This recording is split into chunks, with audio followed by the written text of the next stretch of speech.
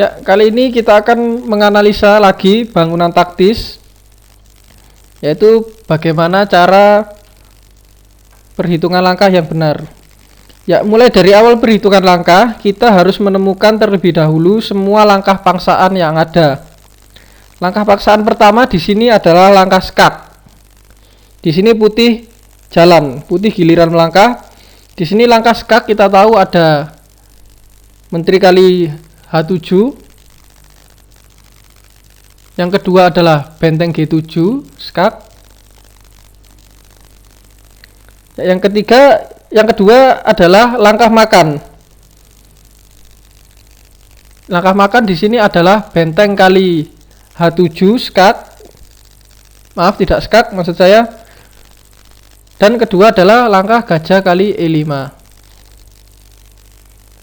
Ya, jadi kita harus menghitung 4 langkah ini. Yang pertama adalah langkah skak yang harus kita hitung. Ya, langkah pertama langkah skak adalah menteri kali H7 skak. Kita akan menghitungnya. Jika menteri kali H7 di sini, maka hitam dapat menjawab dengan benteng kali H7. Dan di sini putih tidak mendapatkan hasil, yaitu malah mendapatkan kekalahan. Di sini kita telah menyaksikan jika menteri kali H7.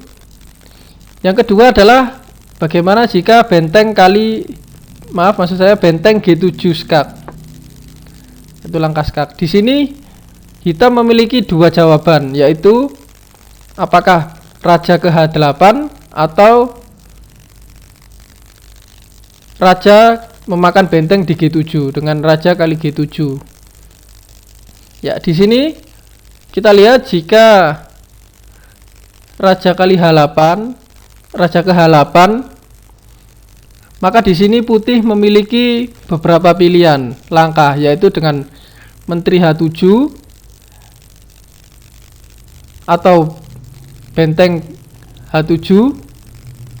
Di sini menteri kali H7, benteng kali H7,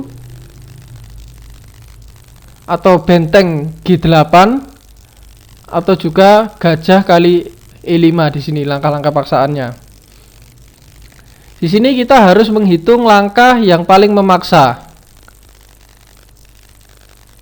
yaitu adalah benteng kali H7. Ya, di sini hitam memiliki 2 kemungkinan langkah, yaitu apakah benteng kali H7 ataukah dengan raja ke G8. Kita tahu jika raja ke G8, maka putih dengan cuma-cuma mengambil benteng di H5. Ya. Jika benteng kali H7, maka putih dapat memenangkan menteri hitam dengan gajah kali E5 skak. Dan setelah D kali E5, maka putih menang menteri dengan menteri kali C4.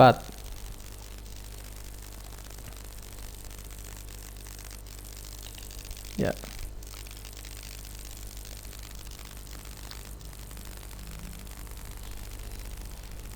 Di sini kita telah menghitung bagaimana jika putih melangkahkan tadi benteng ke G7. Ya, kita telah menghitungnya.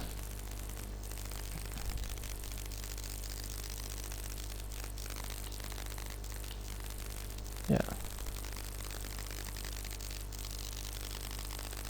Bagaimana dengan jika di sini kita melangkahkan benteng kali H7.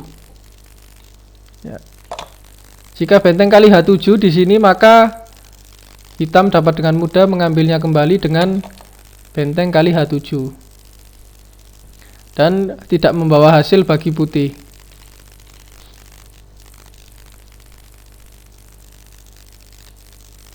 Ya, bagaimana jika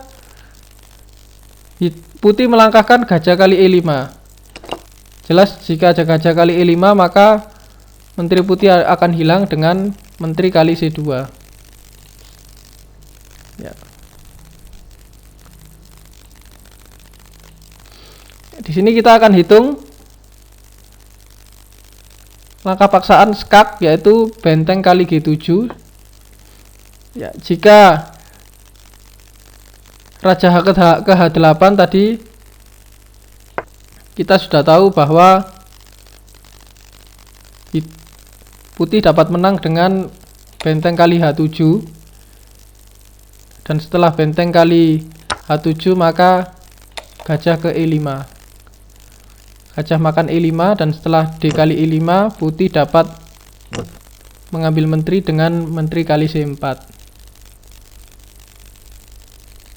Ya, bagaimana jika dalam posisi ini hitam melangkahkan raja kali G7?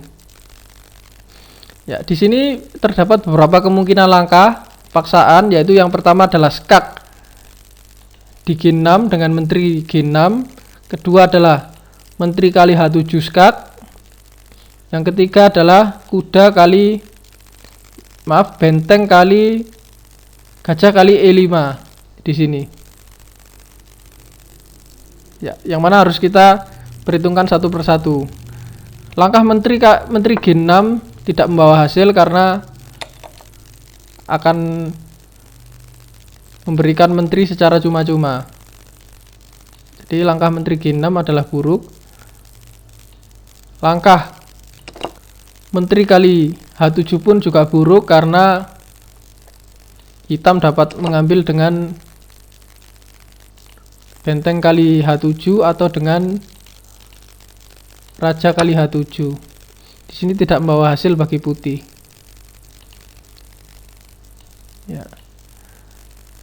Kita akan menghitung langkah gajah kali E5 di sini.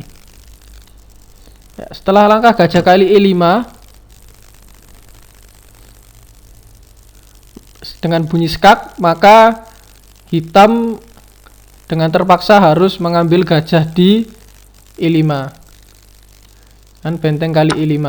Dan setelah itu hitam dapat memakan menteri putih, dapat memakan menteri hitam di C4. Ya, sepertinya Anda harus menghabiskan banyak waktu untuk menghitung langkah paksaan, tetapi itu tidak benar. Langkah paksaan mudah sekali ditemukan dan tidak butuh waktu lama untuk menghitung dan menilai apakah langkah paksaan itu membawa keuntungan atau tidak. Tentu butuh latihan untuk terbiasa dalam menghitung langkah. Dengan menggunakan sistem berpikir seperti ini, Anda akan dapat menemukan langkah taktik di setiap permainan Anda yang akan membawa Anda pada kemenangan. Ya, di sini seperti kita tahu langkah yang terbaik adalah setelah kita hitung adalah benteng G7 skak. Dan jika raja kali G7 maka gajah kali E5. Dan setelah benteng kali E5 menteri dapat makan di C4. Ya, jika di sini hitam tidak memakan benteng di G7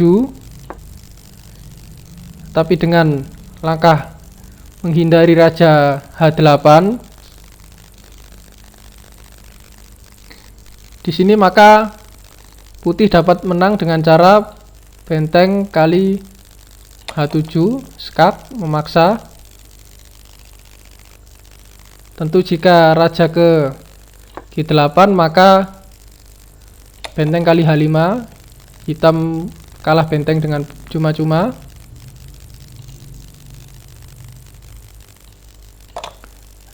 Dan jika benteng kali H7 maka gajah kali E5. Dan setelah D kali E5 maka menteri kali C4.